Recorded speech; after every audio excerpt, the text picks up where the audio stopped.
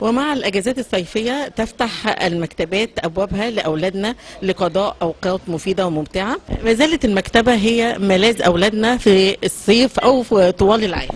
طبعا احنا هنا مكتبة مصر الجديدة بحي الأسمرات، دايما بنحاول نخدم أطفال الأسمرات بأن احنا نعرفهم أن بلاش يعني اللعب في الشارع وكده. بنقدم لهم هنا أنشطة كتير جدا، سواء إذا كانت أنشطة فنية أو ندوات مقدمة من الإدارات بره. يعني احنا دايما برضو من إدارة الطب البيطري بالمقطم دايما بتكون معانا، وقصر ثقافة الطفل بجاردن سيتي دايما برضو بيبقى معانا لأنشطة الأطفال.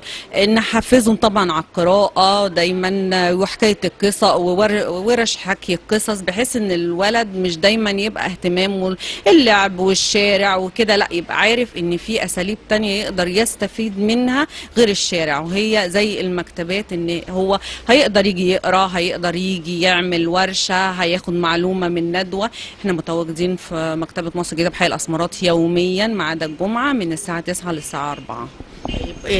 احنا دلوقتي دايما بننادي بشخصية بناء الإنسان والاهتمام بيه من كل الزوايا. المكتبة برضو بتكتشف هوايات أولادنا، يعني غير القراءة بنعمل ايه تاني؟ احنا ساعات بنقعد نكلمهم، يقعدوا يحكوا عن احلامهم، نفسهم يبقى ايه. معانا اطفال كتير جدا واخدين ميداليات في الكاراتيه، دايما بنشجعهم على كده. في اللي بيحب الرسم فبنبدا نقول له، حتى ممكن نفتح طبعا على اليوتيوب لو عايز يتفرج على حاجه. برضو من انشطه المكتبه ان احنا فاتحين منصات تعليميه للولاد، ان هم مثلا لو عندهم درس او حاجه يقدروا يسمعوه على اليوتيوب ويستفادوا منه. طبعا لازم يعني تنميه الهوايات دي مهمه قوي، لان هو طول ما هو حاسس ان هو يقدر يعمل حاجه مش هيقضي يعني وقته في كلام فاضي. طب حضرتك، انا شايفه اقبال بالرغم من الحر وكده، لكن الولاد ما شاء الله متجاوبين والعدد كتير ما شاء الله. دي حقيقة، لان احنا زي ما قلت لحضرتك كل يوم بنقدم لهم حاجة. ورشة حكي قصة، نشاط، ندوة، رحلة. بنطلع رحلات بره برضو. احنا لسه في شهر 7 ده كنا في قصر البارون وعملنا، وكان ملحق بيه ندوة كانت من هيئة تنشيط السياحة عن الآثار وكده. كانت رحلة جميلة جدا. ولما بيبقى في ايفنت بقى، يعني زي الايفنت بتاع النهارده ده، احنا بنعمل عنه اعلانات، فبتلاقي الاقبال فيه كتير جدا.